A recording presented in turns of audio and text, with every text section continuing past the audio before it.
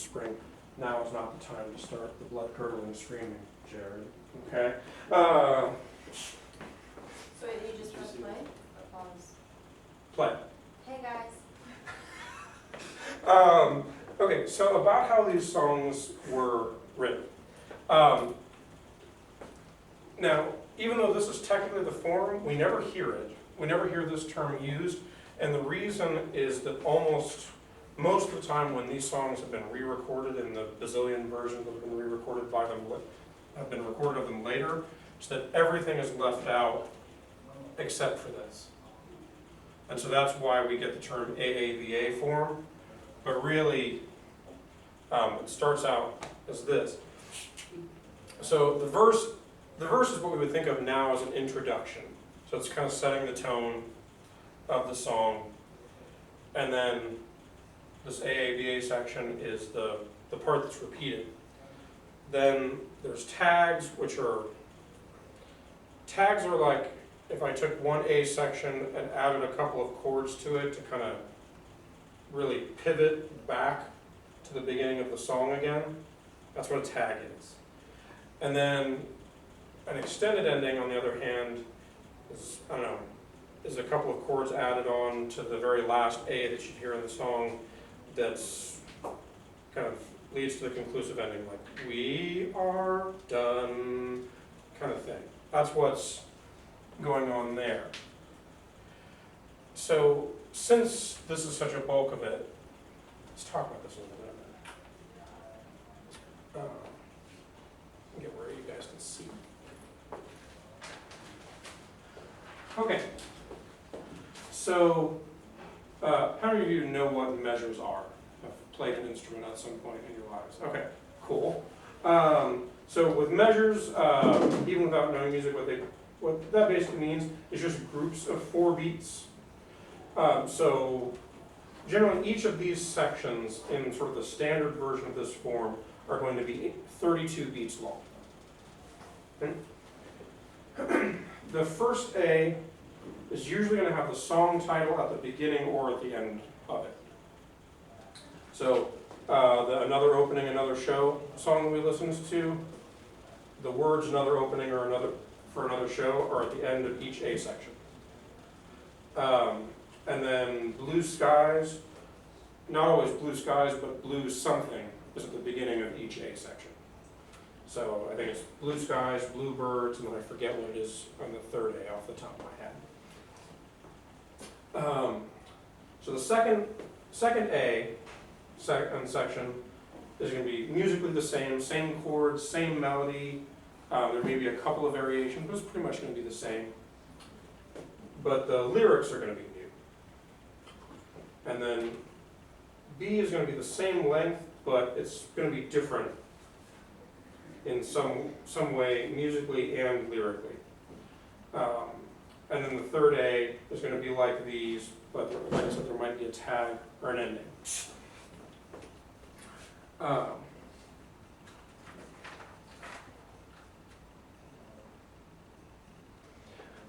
The way that I think about the difference between the A's and the B's lyrically is usually the B is some sort of explanation or expansion. So like if the A's are all I'm in love, then the B is like why I'm in love, or who I'm in love with.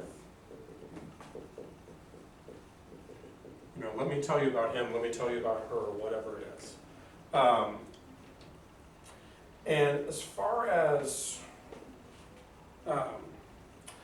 the differences between the A's and every other sense, it could be all kinds of things.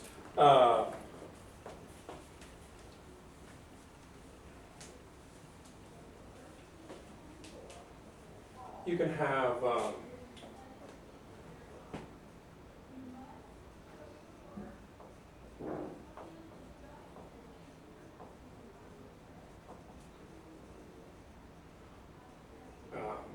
register changes.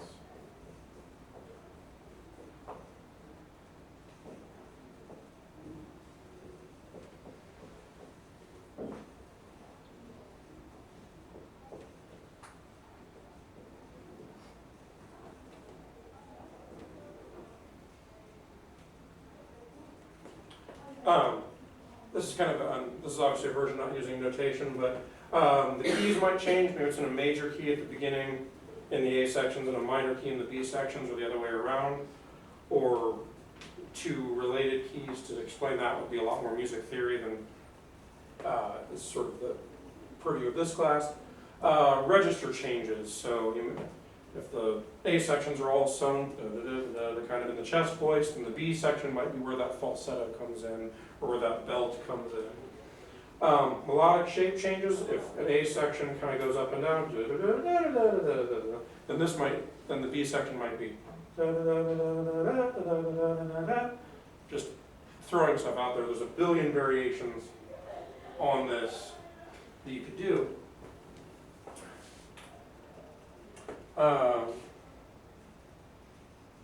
And then the other thing is that the arrangement, the accompaniment, the instrumentation, probably all that's going to change for every section, just to keep the flow of the tune interesting. But like a good arranger, especially for this era, is really going to highlight some things. Like the B section might be the only time you hear the trumpets, or the piano might drop out for the last A section, something like that. But all of this is going to be how you're going to hear these differences. So take a look at it's page 109 in your books, and if you don't have your book, you can take a look with someone. That would be useful. We're going to listen to a song, and the song is there.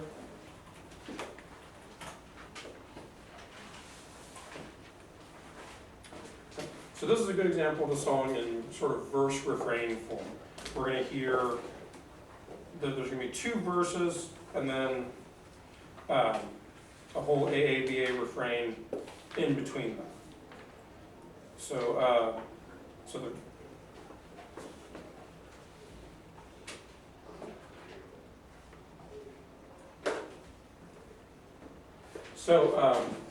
tellingly, the lyrics here don't even bother to put the verse in. So they start out with the refrain.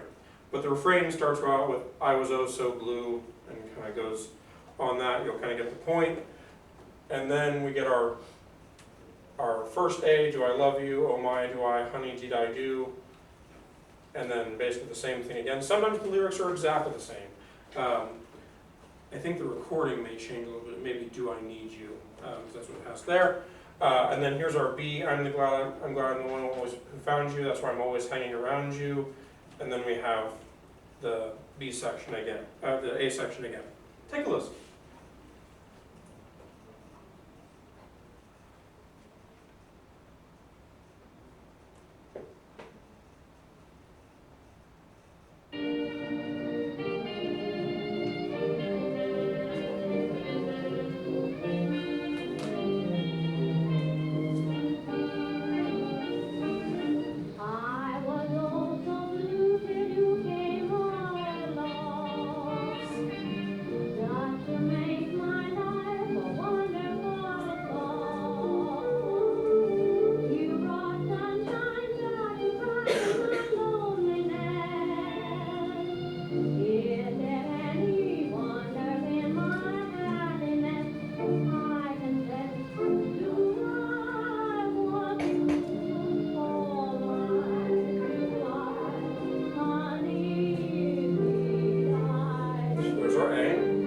Ending with the song title.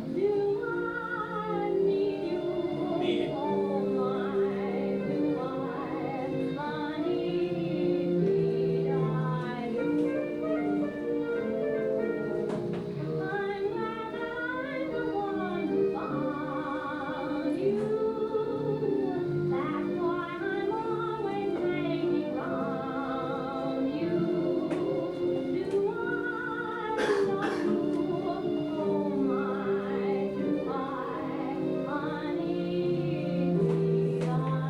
That's the form.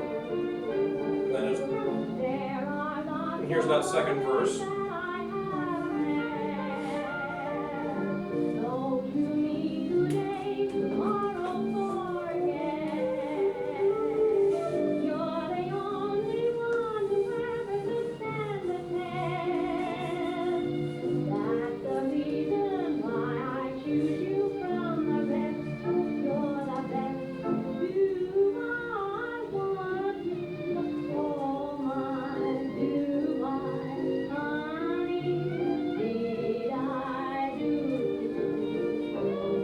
second A.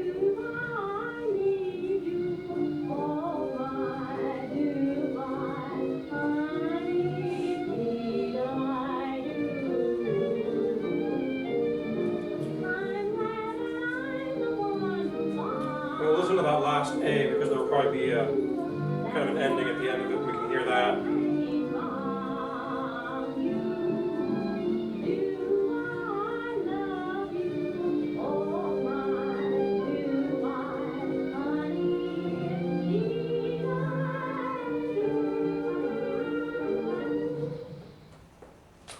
There you go. So there's just a little extra chord on the end just to kind of give it a feeling of finality.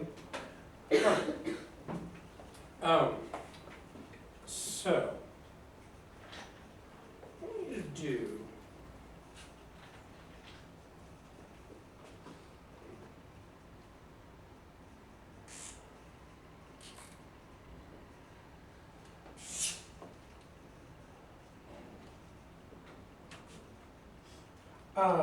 that same sheet of notebook paper is totally fine. If you would, a little bit of a chart here. So blue skies, baby, and then do the same thing, same chart for another opening that we listened to the other day. And I got it.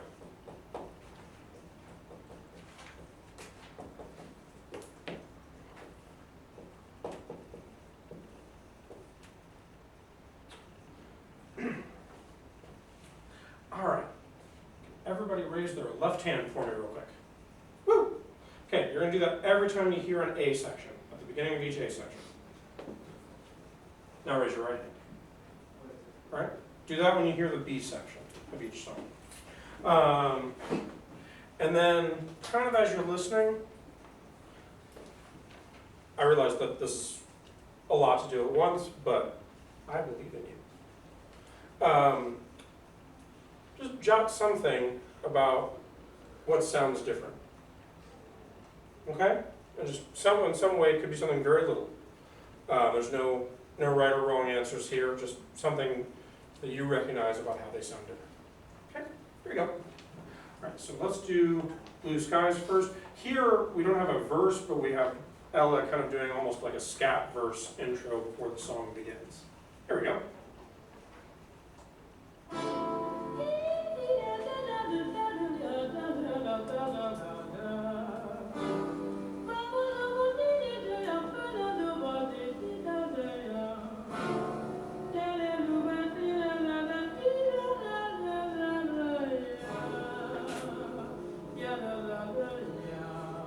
Here's your first A. Blue skies smiling at me, nothing but blue skies do I see.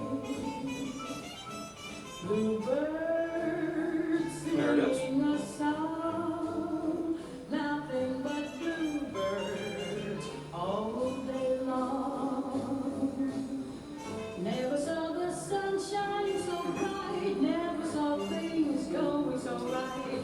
Noticing the days hurrying by, when you're in love, my how they fly. Blue days, all of them gone. Blue Days, that's what it was. Nothing but blue skies from now on.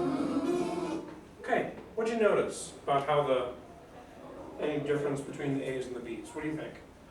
Yeah, man. In the B section, the lyrics were like, they're like strung together more. Like, Yeah. There's a lot more, a lot more syllables packed in. Yeah, that reaches out and kind of grabbed me too. Yeah.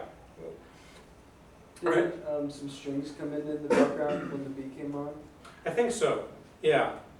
And so you're going to hear those sorts of arrangement things. But yeah, and good call on the melody there. Okay. So let's move on to another open, another show. We're also going to hear kind of a intro that's not really a verse, but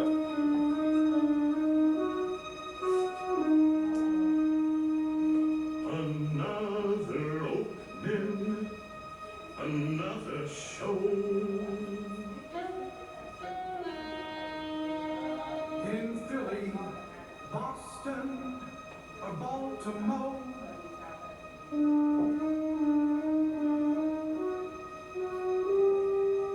A chance for stage folks to say hello.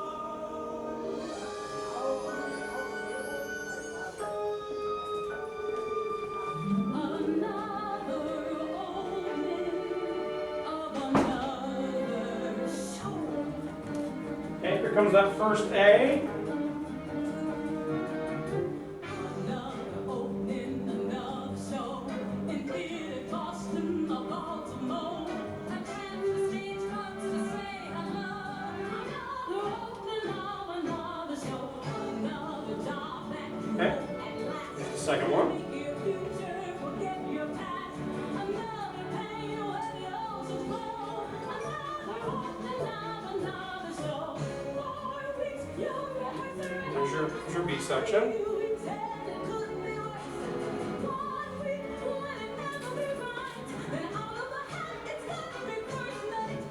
Overture is about to start. You cross your fingers and hold your heart. Curtain time and away we go. And they don't get quite to the end of the A, it really stretches out into sort of this big production number thing. Okay, so difference between the A's and the B's for that one. What do you notice? There was just one person singing for the A, and the B there's two. Okay, yeah. How about a register change? Because yeah, she's kind of going She in went the up. down a little bit. What's that? She went down a little bit with the B. Think other way around. Let's go back and listen. You don't have to take my word for it. I'm wrong sometimes.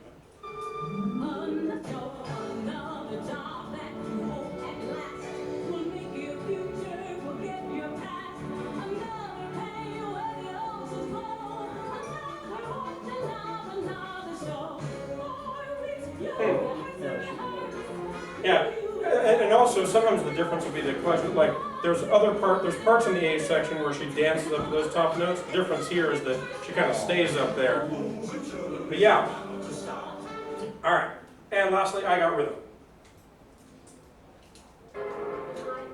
So there's your first A.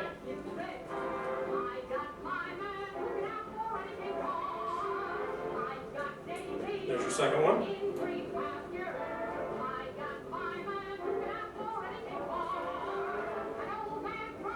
Okay, there should be.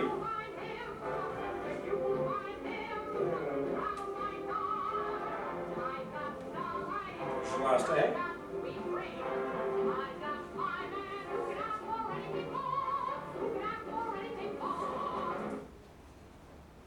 I love pausing it right there. Okay, how about that one?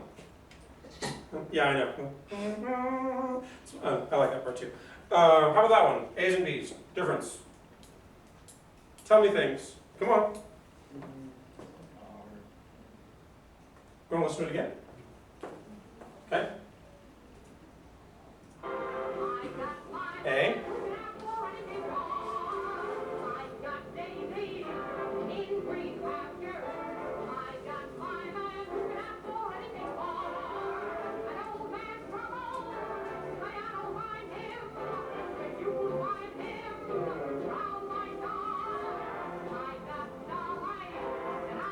What do you think? How about this? Do you think about the verse and think about that A section. Da da da da da da da da. It's got that going on, right? B section. Da da da da da da da da da. So, so here there's a lot more where she's just kind of sitting on a note and then occasionally wandering away from it. Whereas here it's kind of an up and down thing. So these are just some of the ways that these can be different. Okay.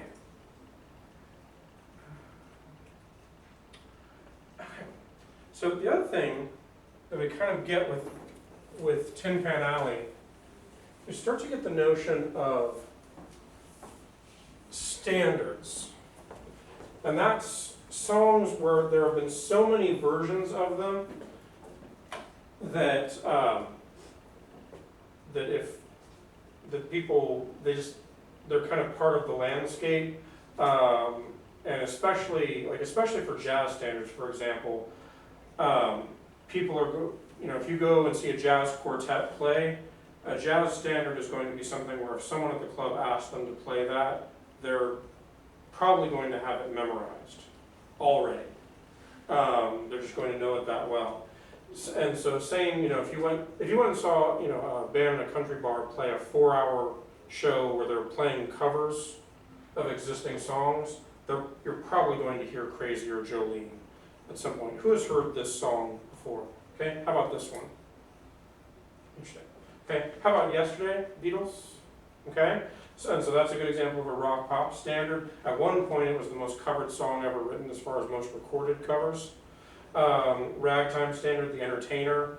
If you went and saw a stride pianist who's playing somewhere, it's almost guaranteed that they're going to play that, and the Maple Leaf Rag, probably. And then Alexander's Ragtime Band. And then a Broadway standard, how many of you heard my favorite thing, Sound of Music? Raindrops on roses and something and something. I don't remember any of the other words after that. Oddly associated with Christmas, I don't know, because they mentioned buying things, I guess. Even though the show has nothing to do with Christmas at all. But Tin Pan Alley is where sort of the earliest standards really start to originate. And out of curiosity, how many of you have heard the name Stephen Sondheim? Okay. Right, well, the rest of you, I'm glad I'm here. Don't worry, you'll have heard it before, this class. So he wrote a song that became sort of a Broadway standard in the 70s called "Send in the Clowns," and I just want you to play you a video that's sort of a montage, and so you can hear a lot of different people performing this, including Barbra Streisand that we mentioned earlier, but all kind of doing their own spin on it. Hold on.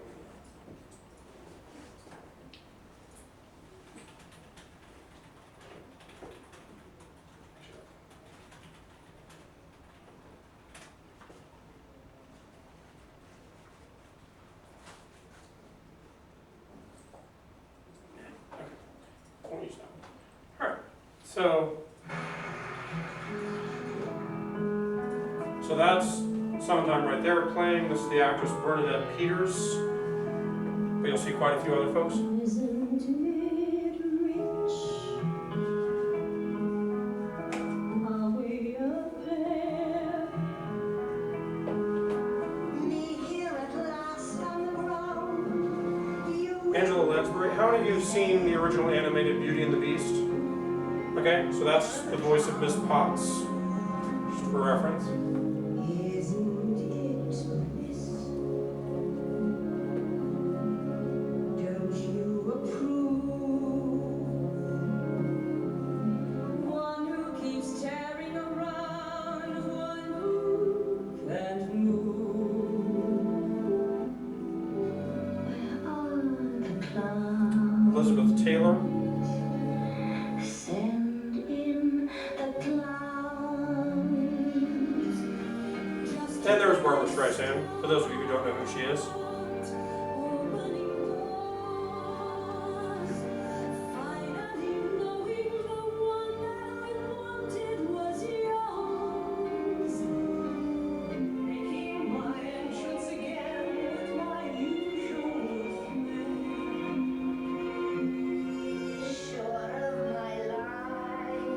This is the original actress that did it when it was on stage.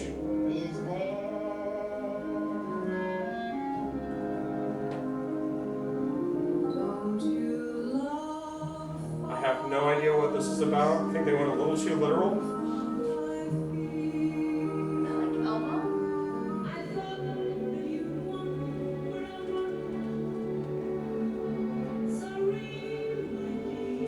Quick question. How many of you have seen the James Bond film Goldfinger? Okay, so that is Shirley Bassey who sings the theme. And so you can hear it. You can hear that it's her because she's sort of known for having an over-the-top delivery. You haven't really lived until you've heard her version of "I Want to Know What Love Is" by Foreigner. Please look it up. It's awesome. Anyway. And then Frank Sinatra, who's the reason the song is a standard. There ought to be clouds.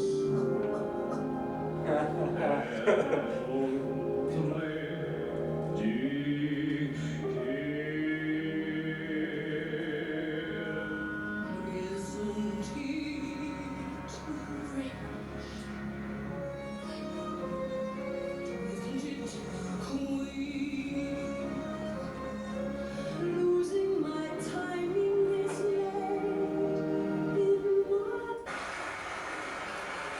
But yeah, so this song is a good example of a standard. You really start to see them from kind of Tin Pan Alley really starts being kind of cranking some of these out.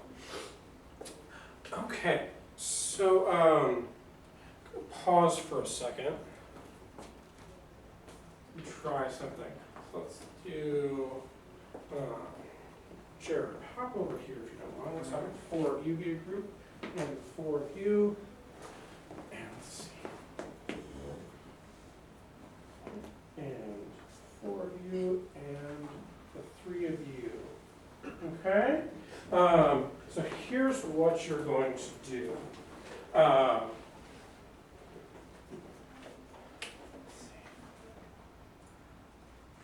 Okay. So, I want you to decide on the topic for a Tin Pan Alley song. So it should be about, love or romance or something like that. You should not write anything dark about ghosts or murder or anything, as someone tried to last semester. Don't do that. But each person is going to write a 4-line stanza. So some of the work is done for you because everyone. So you're going to decide who's going to write the first A, who's going to write the second A, who's going to write the third A, like the B, and then who's going to write the third A, and then you'll read them in order. And so let's put the title line in every A section. So that means some of your work is done for you. Once you decide on the title, that's one of those lines for everybody who writes the A. For you guys, for the 3-person group in the back, you guys just don't write a third A. So 2 of you write A's, 1 of you write a B, and then finish it there. Okay? So this is my incredibly imaginative example, everybody. Okay.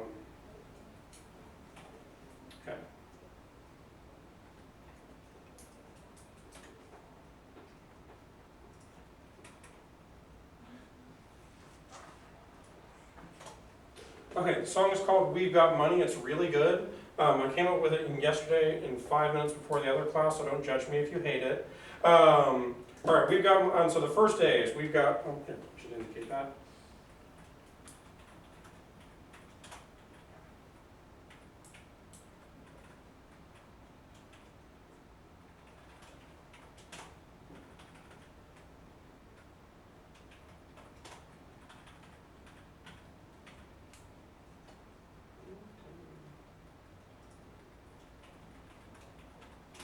Okay, so we've got money and it's so fine, we'll have enough to buy the circle line.